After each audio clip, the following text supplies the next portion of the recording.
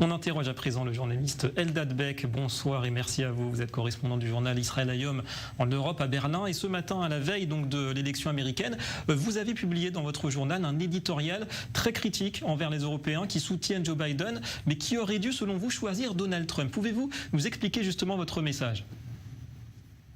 Je crois qu'il y a deux raisons principales. Premièrement, Trump aide les Européens à se mettre sur leur quai.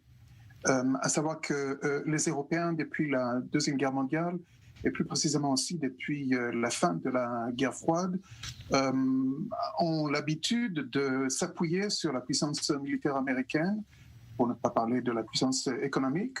Et Trump est venu et a dit très clairement aux Européens, si vous voulez, comme d'ailleurs aux autres alliés des États-Unis, si vous voulez qu'on vous aide, vous devez vous aider vous-même.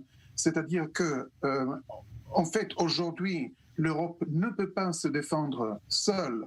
Si jamais il y a une attaque de la part de la Russie demain, l'Europe va s'écrouler dans quelques jours. Donc, elle dépend complètement des États-Unis, militairement. Et Trump dit très clairement, si vous voulez qu'on vous aide, premièrement, vous payez plus de manière à ce que vous ayez les structures militaires pour vous défendre. Et à ce moment-là, on va créer donc une relation équilibrée de défense mutuelle.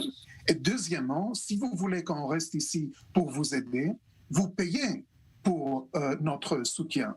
Et ça, c'est quelque chose que les Européens ne veulent pas comprendre.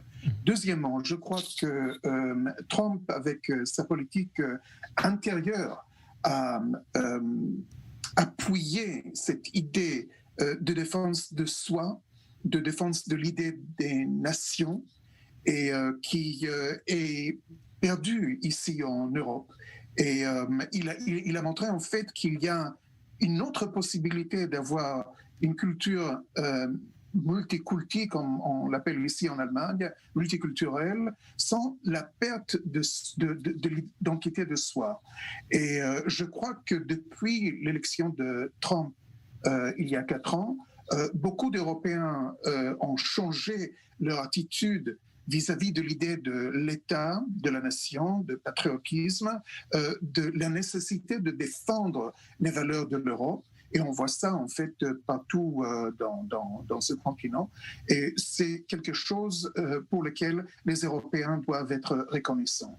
Et la troisième chose, je crois aussi, c'est que Trump représente une vision plus claire, plus lucide du monde, aide au monde et aux Européens de réfléchir en dehors de la boîte. Et je crois que sa position vis-à-vis du Proche-Orient, d'Israël, montre ça très clairement.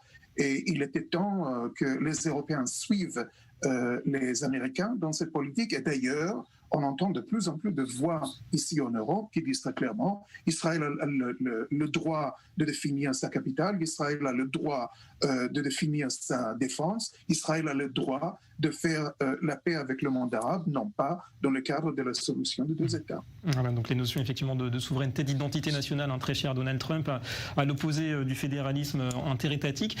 Eldad Beck, en quelques mots, l'issue de ce vote va conditionner beaucoup de choses pour la relation justement entre l'Europe et les États-Unis ?